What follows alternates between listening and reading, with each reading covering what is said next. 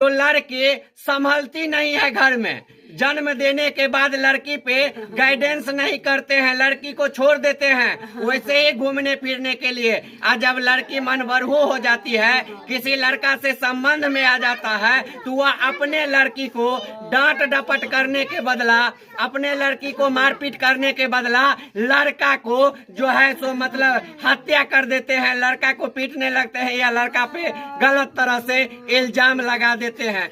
इसमें लड़का कहीं भी दोषी नहीं है, लड़की को सजा मिलना चाहिए। जितने लोग इसमें संलिप्त हैं सभी को सजा मिलना चाहिए, फांसी होना चाहिए।